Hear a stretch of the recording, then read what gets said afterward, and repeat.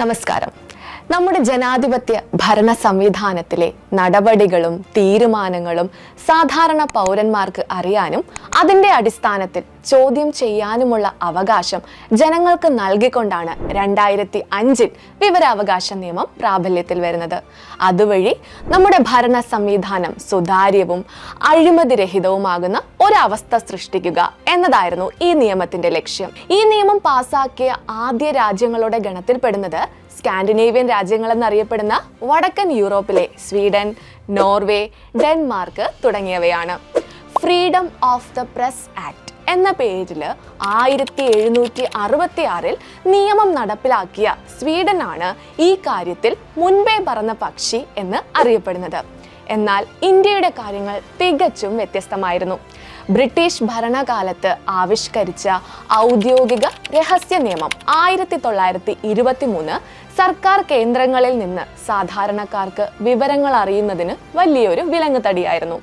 British ഭരണാധികാരികളുടെ ദുഷ്പ്രവർത്തികളുടെ യഥാർത്ഥ സ്ഥിതി എന്താണെന്ന് ജനങ്ങൾ അറിയാതിരിക്കുന്നതിനു വേണ്ടി ഈ നിയമം ബ്രിട്ടീഷുകാരെ നല്ല രീതിയിൽ സഹായിച്ചു. എന്നാൽ ജനാധിപത്യ ഭരണ സംവിധാനം വന്നതോടുകൂടി ഇതിൽ മൗലികമായ മാറ്റം വേണമെന്ന അവസ്ഥയുണ്ടായി. ജനങ്ങൾക്ക് വേണ്ടി ഭരിക്കുന്ന സംവിധാനത്തിലെ ഭരണകർത്താക്കൾ കൈക്കൊള്ളുന്ന നടപടികൾ ജനങ്ങൾക്ക് വേണ്ടിയുള്ളതാണല്ലോ. അങ്ങനെയെങ്കിൽ അത്തരം കാര്യങ്ങൾ ജനങ്ങൾ അറിയുന്നതിൽ എന്താണ് കുഴപ്പം എന്നുള്ള ഒരു ചിന്താഗതി ഉയർന്നു. നമ്മുടെ രാജ്യത്ത് വിവരാവകാശ നിയമം നടപ്പാക്കപ്പെട്ടതിന്റെ ചരിത്രം ആരംഭിക്കുന്നത് അരുണ റോയിയുടെയും നിഖിൽ ഡേയുടെയും പോരാട്ടങ്ങളിൽ നിന്നാണ്. തൻ്റെ 7 വർഷം നീണ്ട സിവിൽ സർവീസ് ജീവിതം അവസാനിപ്പിച്ച് കർഷകരുടെയും തൊഴിലാളികളുടെയും അവകാശ പോരാട്ടങ്ങൾക്കായിട്ട് ജീവിതം ഉഴിഞ്ഞുവെച്ച ഒരു വനിതയാണ് അരുണ റോയ്. നിഖിൽ ഡേ ആകട്ടെ അമേരിക്കയിലെ പഠനവും സമ്പന്നമായ ജീവിതവും വേണ്ടെന്ന് വെച്ച് അരുണ റോയിയോടൊപ്പം സാധാരണക്കാരുടെ ജീവിത ചുറ്റുപാടുകളിലേക്ക് സ്വയം കയറി വന്ന ഒരു ചെറുപ്പക്കാരനായിരുന്നു. ശങ്കർ സിംഗ് എന്ന രാജസ്ഥാനിലെ ഒരു സാധാരണ മനുഷ്യനും ഇവർക്കൊപ്പം കൂടി. ദാരിദ്ര്യത്തിലും ചൂഷണത്തിലും അസമത്വത്തിലും ആഴ്ന്നു കിടക്കുന്ന രാജസ്ഥാനിലെ സാധാരണ മനുഷ്യരുടെ അവകാശ സംരക്ഷണത്തിനു വേണ്ടി ഇവർ പോരാടാൻ ഒരുമിച്ചിറങ്ങി.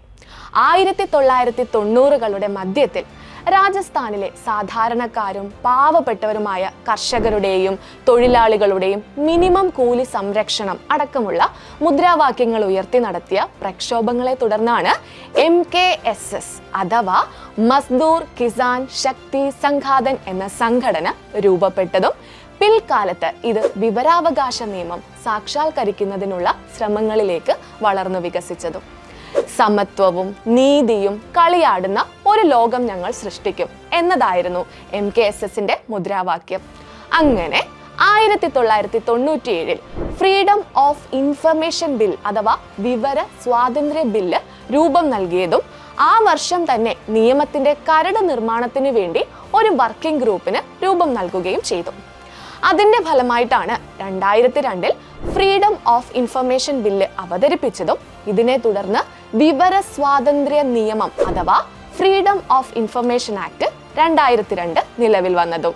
എന്നാൽ ഈ നിയമത്തിന് നിരവധി പോരായ്മകൾ ഉണ്ടായിരുന്നു. യഥാർത്ഥ വിവരാവകാശം ഈ നിയമം ഉറപ്പു നൽകുന്നില്ലായിരുന്നു. അങ്ങനെ 2004 അധികാരത്തിൽ വന്ന UPA ഗവൺമെന്റ് ആണ് അവരുടെ പൊതു മിനിമം പരിപാടിയിൽ പ്രഖ്യാപിച്ചിരുന്ന വാഗ്ദാനമായ വിവരാവകാശ നിയമം 2005 മെയ് മാസത്തിൽ പാസ്സാക്കുകയും 2005 ഒക്ടോബർ 12 പ്രാബല്യത്തിൽ കൊണ്ടുവരികയും ചെയ്തത്.